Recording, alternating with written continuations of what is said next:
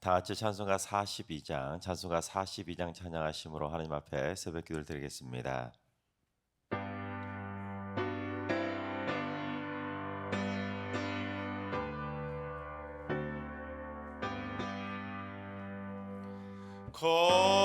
거룩한 주님께 예배를 드리세 무릎을 꿇고서 영광 돌려 금 같은 순종과 향기로운 겸손을 주님께 바쳐서 경배하세 주 앞에 삼가서 겸손히 행하면 주 너를 언제나 돌보시리 말씀엔 위로와 기도의 응답을 내 갈 길 바르게 인도하리 주 앞에 설 때에 두려워 말아라 가난한 우리를 도우시리 보배로운 진리와 온유한 사랑은 주님께 다 바칠 귀한 예물 떨면서 바치는 이 작은 예물도 주님은 귀하게 받으시리 어두운 밤 지나고 새 아침 맞으니 믿음과 소망을 늘 주시리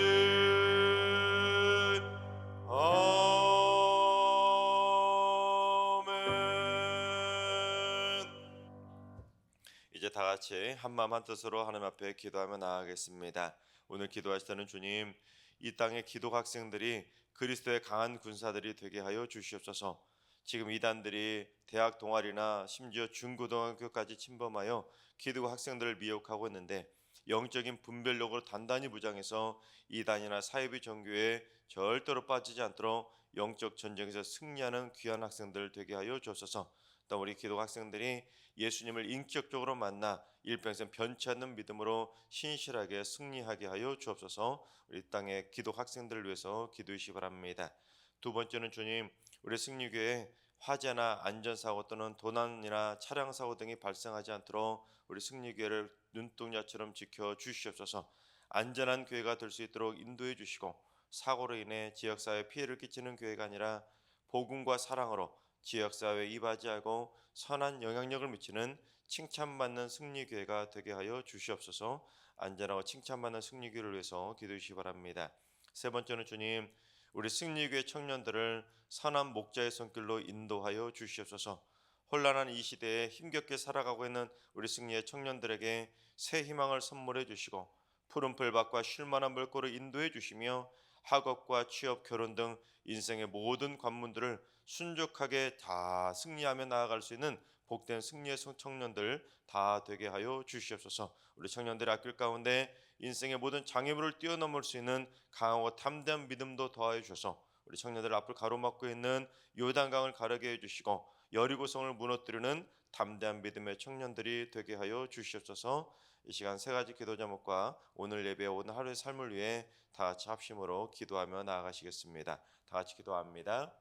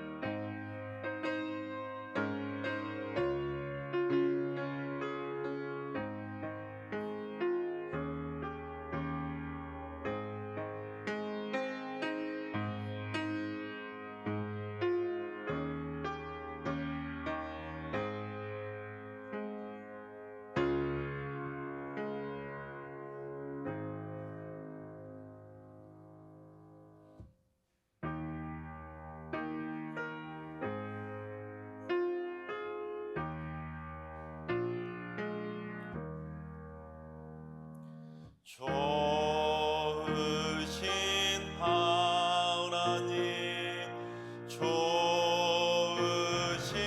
하나님, 참 좋으신 나의 하나님.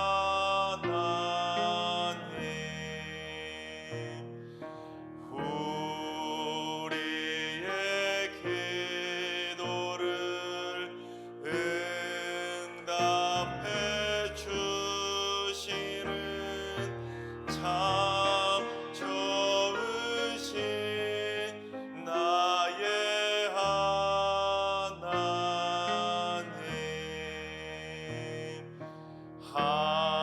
한없는 은혜를 우리에게 주시는 참 좋으신 우리 하나님.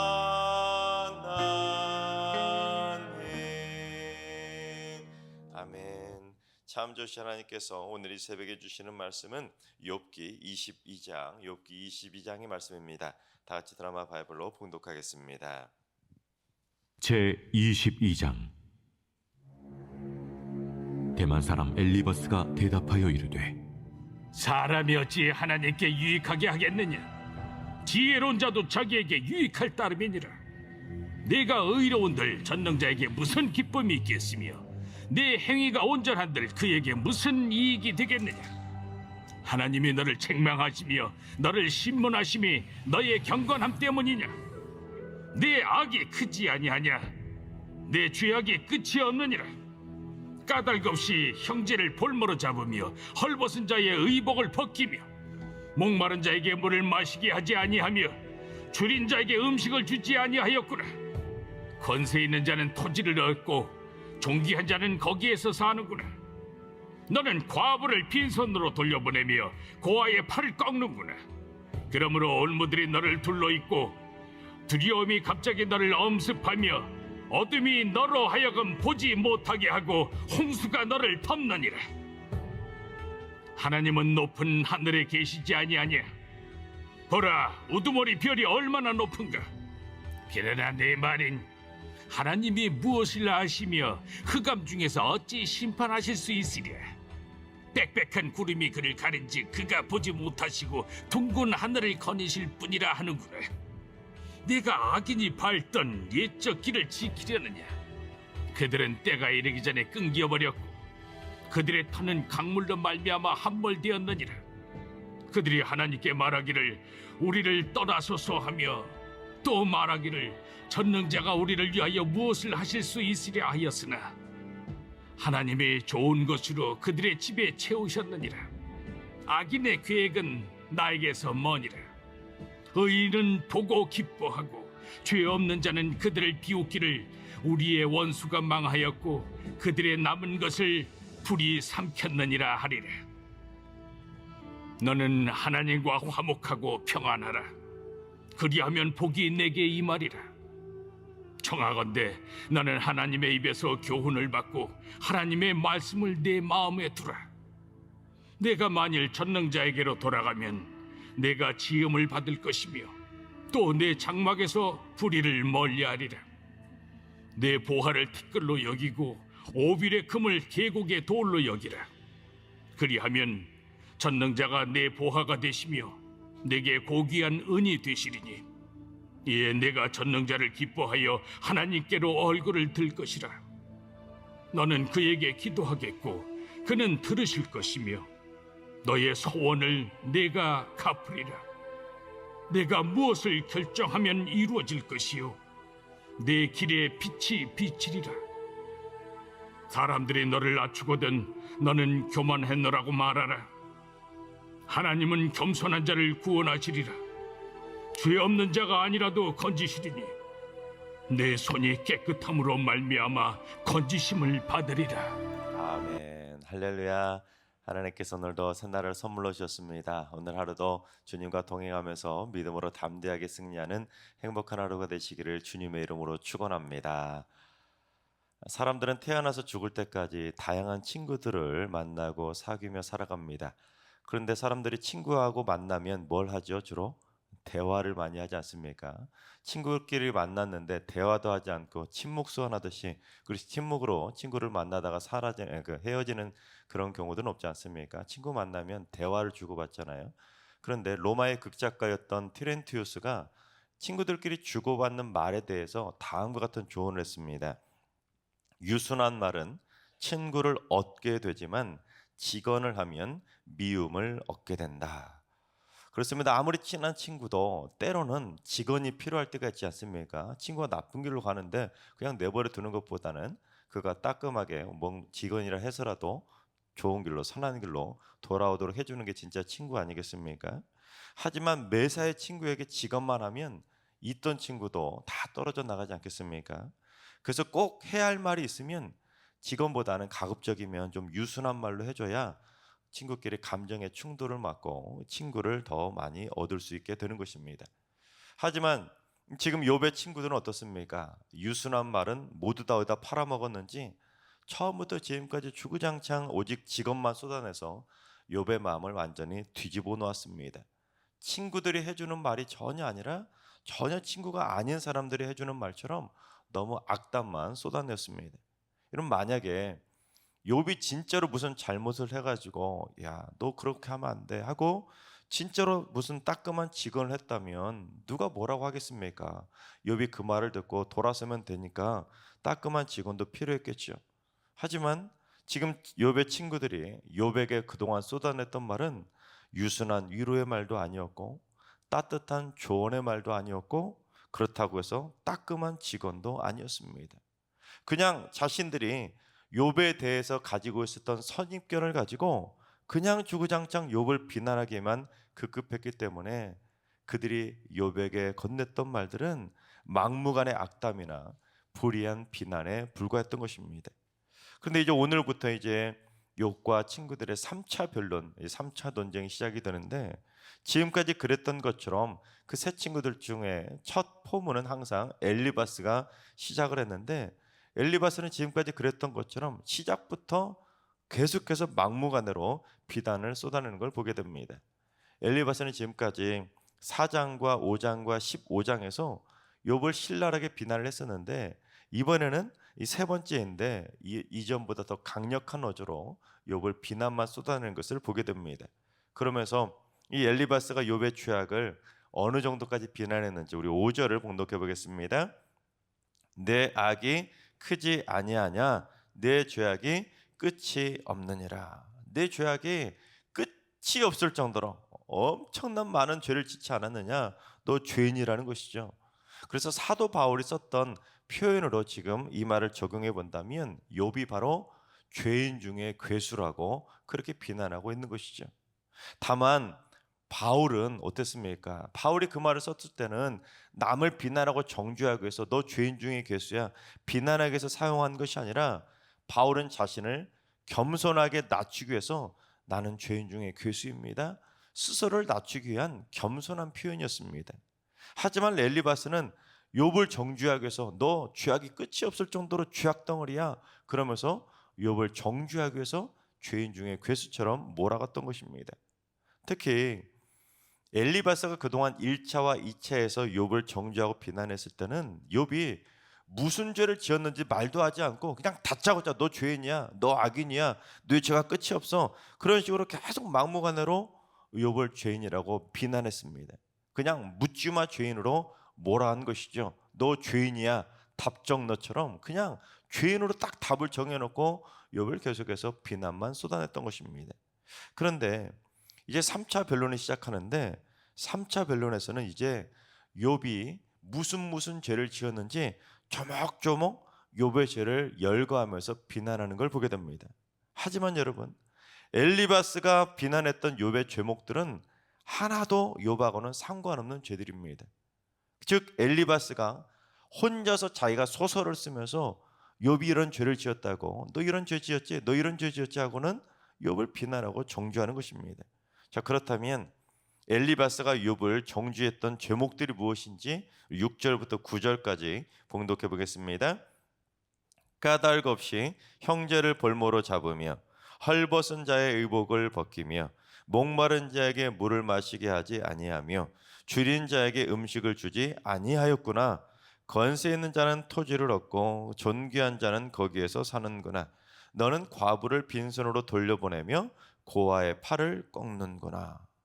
여러분, 지금 엘리바스가 욥을 정죄하면서 욥이 지었다고 죄를 이렇게 열거했는데 그게 총 8가지입니다. 마치 자기가 검사라도 되는 양, 욥 너 이런 죄 지었어. 그래서 이 고소장에 아니면 그런 판결문 같은데 이렇게 죄목을 쭉 열거를 했는데 8가지 죄를 열거한 것입니다. 첫째, 까닭 없이 형제의 재산을 빼앗았고, 둘째, 헐벗은 자들의 옷까지 다 빼앗았고, 셋째, 목마른 사람에게 물 한 모금 주지 않았고, 넷째, 배고픈 사람에게 먹을 것도 주지 않았고, 다섯째, 권세를 이용해서 땅을 차지했고, 여섯째, 차지한 땅이 자기 땅인 양 거들먹거리며 존귀한 척 살았고, 일곱째, 과부를 돕지도 않았고, 여덟째, 고아들을 혹사시키고 학대했다는 것입니다. 여러분, 이게 실제로 욥이 저질렀던 죄입니까? 단 하나도 욥하고는 전혀 상관없는 내용 아닙니까? 전부 다 엘리바스가 지어낸 소설처럼 말도 안 되는 억지 누명을 지금 덮어씌우고 있는 것입니다. 그러니까 욥이 지금 죄를 지은 것이 아니라 욥이 죄를 지은 것이 아니라 엘리바스가 오히려 무고죄를 저지른 것이죠. 하나도 욥이 저지른 죄도 아닌데 그냥 다짜고짜도 이런 죄 저질렀지 하고는 그냥 토끼몰이 하듯이 계속해서 욥을 정죄하고 비난한 것입니다. 그런데 욥이 원래 어떤 사람이었는지 우리 욥기 1장 1절을 봉독해 보겠습니다.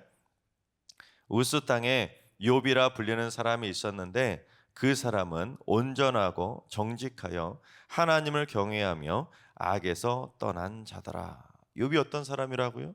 온전하고 정직하고 하나님을 경외해서 악에서 떠난 자라는 것입니다. 그러니까 우리는 욥에 대해서 어떤 엘리바스와 빌닷과 소발과 같은 욥의 친구들이 가지고 있던 악한 선입견을 가지고 욥을 바라볼 것이 아니라 아예 1장 1절부터 하나님은 욥에 대해 이런 생각을 가지고 접근하라는 식으로 1절부터 이렇게 욥은 악에서 떠나는 자라는 것을 분명히 선포하고 말씀을 시작했습니다. 그런데도 엘리바스와 친구들은 말도 안 되는 선입견을 가지고는 소설을 쓰면서 함부로 욥이 이런 죄를 지었다고 정죄하고 비난하고 있는 것입니다. 근데 우리가 살다 보면 엘리바스처럼 입만 열면 함부로 타인을 정죄하고 비난하는 사람들을 보게 됩니다. 그 사람이 그냥 싫으니까 확인도 안 해보고 아니면 말고식으로 무턱대고 정죄하고 비난하면서 악인으로 몰아가 버리는 것입니다. 그것도 마치 엘리바스처럼 소설 쓰듯이 말도 안 되는 내용을 막 퍼뜨리면서 악담을 쏟아내는 경우들을 보게 됩니다. 사실 이러한 엘리바스의 행동은 한 영혼을 파괴시키는 심히 악랄한 행동 아니겠습니까? 여러분 한번 생각해 봅시다. 엘리바스가 욥을 정죄했던 그 8가지 죄악들을 막 열거하지 않았습니까? 이걸 주변의 사람들이 딱 들었다고 해봅시다. 만약에 주변에 있는 사람들이 엘리바스가 쏟아냈던 이 말들을 들었다면 여러분 어떤 반응이 나올 것 같습니까? 욥을 믿어주는 사람들은 무슨 소리냐고, 말도 안 되는 소리라고, 네가 직접 확인해 봤어? 네가 직접 들어봤어? 하고는 절대로 그걸 믿지 않겠지만 그렇지 않은 사람들은 여러분 어떤 반응을 보이겠습니까? 정말? 아니 욥이 앞에서는 착한 척하더니 알고 봤더니 나쁜 놈이었네. 그러면서 엘리바스가 한 말만 믿고 막 이 사람 저 사람에게 퍼뜨리지 않겠습니까? 그리고는 욥이 이랬대 저랬대 하면서 심지어 엘리바스는 8개만 말했는데 거기에다가 몇 가지를 추가해가지고 9개, 10개를 말하면서 퍼뜨리는 사람도 있지 않습니까? 때문에 욥은 지금 한순간에 영문도 모른 채 나쁜 놈이 되어버린 것입니다. 실제로 사람들이 엘리바스의 말만 듣고 욥을 얼마나 비난했겠습니까? 그처럼 사람들은 엘리바스처럼 남 얘기하는 걸 참 좋아하지 않습니까? 그것도 좋은 얘기는 별로 퍼뜨리지 않습니다. 소문을 퍼뜨리려면 좋은 소문 퍼뜨리고 그러면 누가 뭐라고 하겠습니까? 하지만 어떻게든지 나쁜 얘기 지어내고 곤란해서 나쁜 얘기만 퍼뜨리는 악한 본성을 가지고 있는 게 바로 우리 인간의 모습 아니겠습니까? 소설책만 안 썼다 뿐이지 사람들은 누구나 남 얘기를 지어내는 소설가 기질을 다 가지고 있습니다.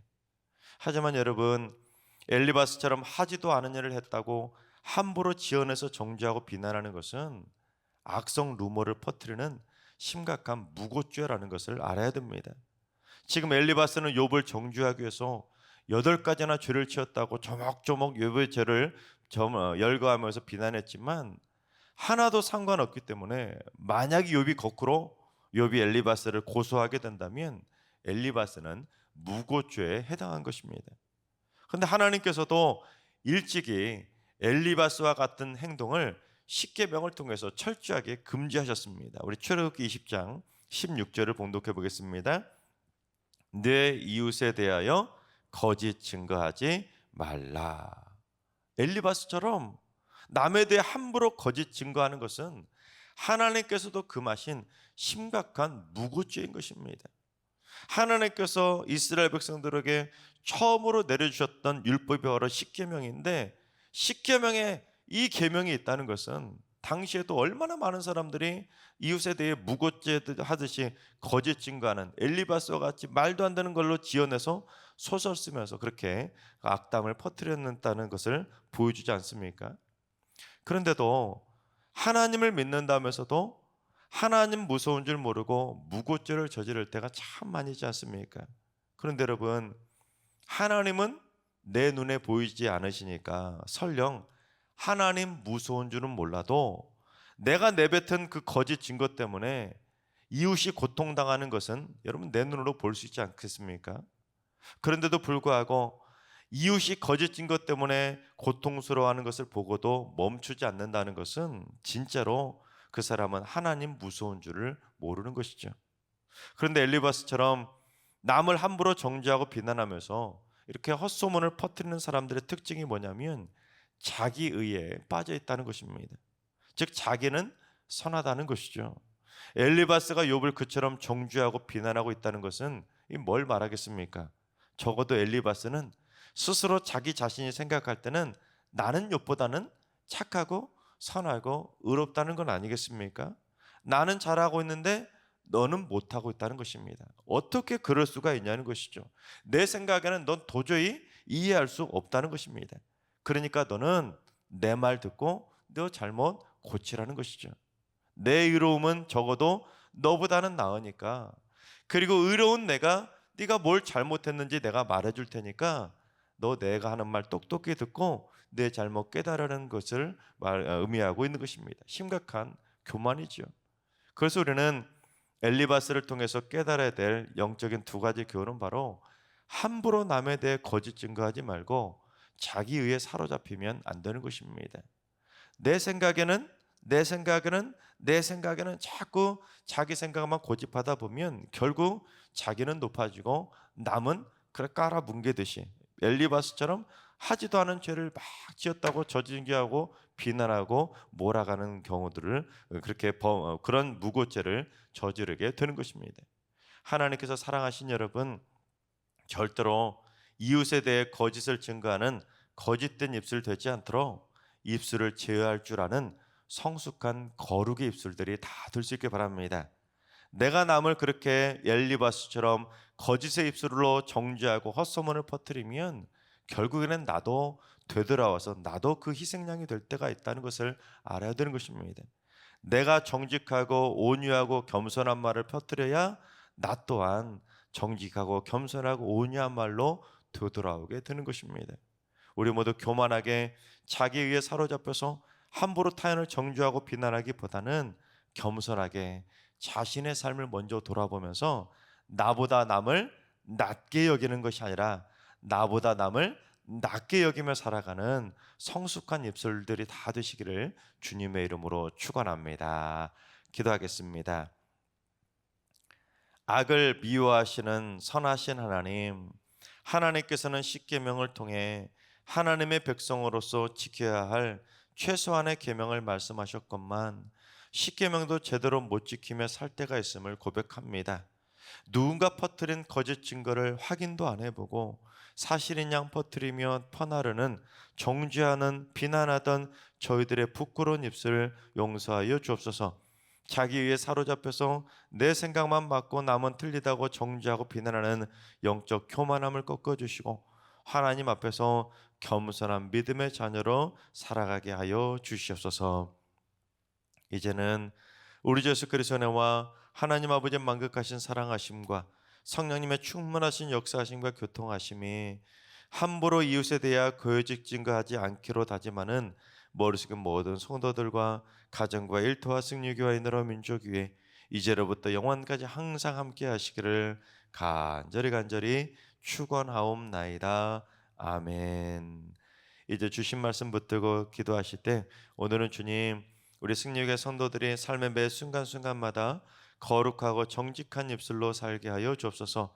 함부로 거짓 증거를 퍼뜨리지 않게 하시고 전달하지도 않게 하시고 자기 위에 사로잡힌 교만한 말도 멈추게 하여 주시옵소서.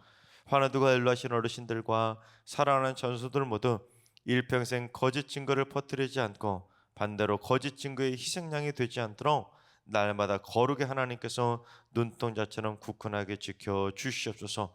새벽 제단 쌓는 분들이 새벽마다 기도를 통해 거룩의 숯불로 자신의 입술을 태우게 해주셔서 거룩의 입술로 하나님을 기쁘시게 하는 거룩한 소원들을 아뢰게 하여 주옵소서. 오늘도 모든 성도들이 거짓이 아니라 거룩으로 정직한 입술로 승리하는 하루를 살게 하여 주시옵소서. 이러한 기도 제목과 여러분이 가지고 나온 기도 제목들 가지고 충분히 기도하며 나아가시겠습니다. 다 같이 기도하겠습니다.